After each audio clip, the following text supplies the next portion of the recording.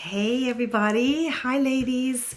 I am just popping in with this video because I had the most amazing conversation. My husband and I went to visit some friends this past weekend, and one of my girlfriend Sandra is a sexual health educator at our local university, and she and I were chatting about some of the new menopause symptoms that have been popping up for her in the last few months. And she knows that I'm a menopause advocate and a women's health nutritionist. So she was sort of asking me, picking my brain and asking me, what's going on? Why am I seeing this? And it just kind of occurred to me that we just don't have conversations about that with each other. How many of you really chat with your girlfriends about what's going on with your body during menopause? I mean, does vaginal dryness drop into the conversation? Are you talking about the lack of libido or the sort of deflated sex life that you've experienced recently? How are you coping with hot flashes? Do you share the night sweat sagas that you ladies might be experiencing? Do you share that with each other, with your girlfriends?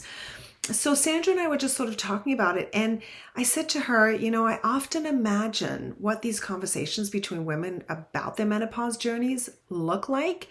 And I said, I have to imagine it because I don't ever hear women openly chatting about it.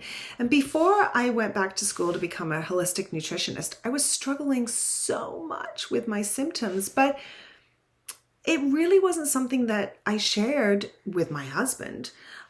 With my family members, with friends. It wasn't really opened up and sort of really roll up your sleeves and let's talk about it kind of mentality. So when my husband and I were visiting this couple, and we really kind of did that, we rolled up our sleeves and we're talking about vaginal dryness and irritability and rages, hot flashes, like what happens to our bodies during a hot flash and night sweats, and just kind of all the ugly stuff, right? That we just didn't even know our bodies had the ability to do. These two men could not get out of the kitchen fast enough. It was quite amusing, but we kind of pulled them back and said, we're not going to make you sit and listen to this, but they both really knew about it because we're both pretty vocal about what's going on in our lives and in our bodies. So they are not immune to knowing when I'm having, like my husband knows when I'm having a hot flash, or I've had the conversation with him about why I'm not interested in the bedroom.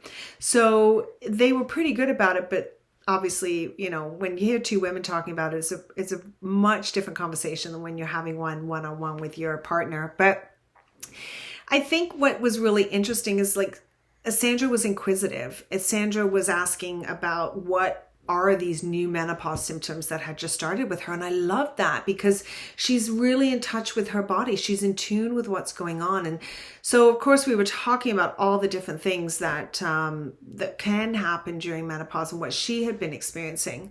So it kind of also led us to the fact that, do you ever notice that when you bring up anything to do with menopause, or if you see it on TV, it's usually framed in a comedic or flippant way, like, oh, I'm having a tropical moment, ooh, or yeah, well, mom's having a moment, or God, you'd forget your head if it wasn't screwed on.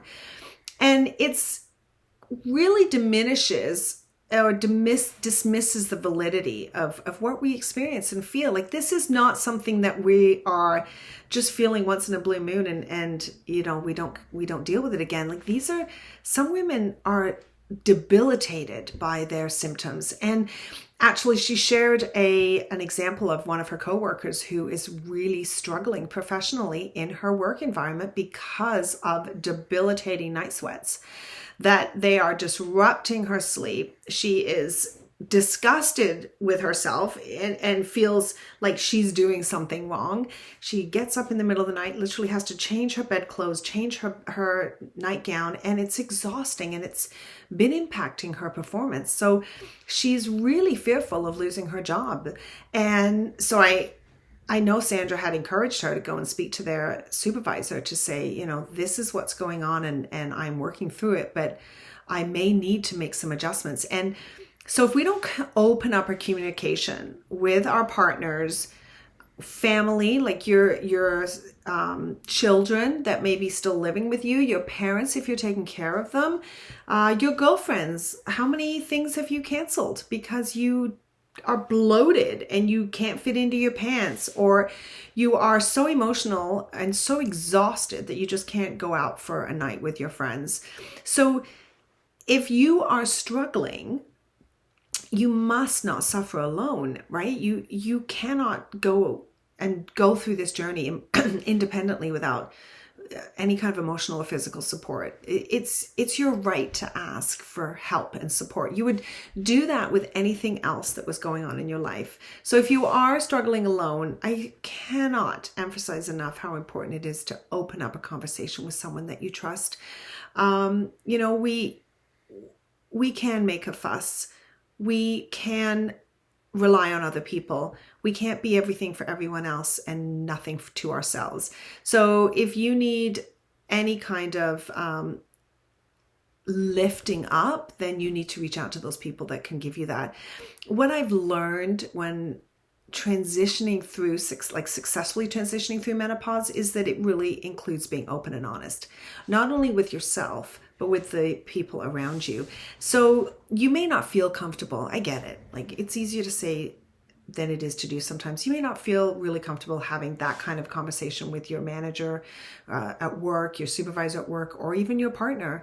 But if you can find a way to come to the table to say that you are struggling, and that you either need to adjust your hours, or can you work sometimes at home, take some time, whatever that is, I don't know, but asking for help is certainly something that you can try to do, right? So that's really what I wanted to talk about today. I just wanted to remind you that you are unique, and arriving in midlife, you're entering a whole different hormonal environment than you've ever been in before.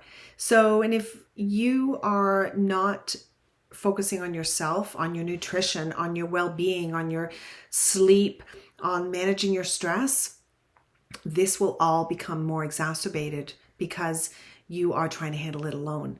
So I really, as an educator, as a nutritionist, as a women's menopause expert, like women, I'm just so passionate about making sure that you have what you need during this journey. Reach out in this community. If you want to talk to me, then I'm here. Just reach out and say, hey, can I grab 20 minutes with you? I need some ideas on how I can move through a challenge that you may be having, or you struggling with any kind of menopause symptom that you need to get some ideas on how you can overcome it. Then either ask it in the community, speak to your girlfriends, talk to your partner, speak to people at work, whoever you think can help you, whoever you can trust. That's what you need to look for. So open up the conversation, right? I know I'm preaching to the choir with this community because we do talk about it, and you guys are so amazing, but ask in here. If you're still really unsure, then throw a question. I've seen a few women throw in questions.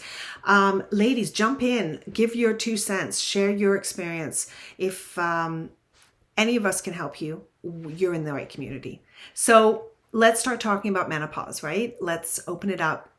I really encourage you to give you a bit of a sort of a challenge this week is crack open a conversation with somebody, right? Somebody that you think could really benefit from hearing what you're going through, and they in turn ask them for support. So that's my ask for you ladies, is start talking about menopause with your family, friends.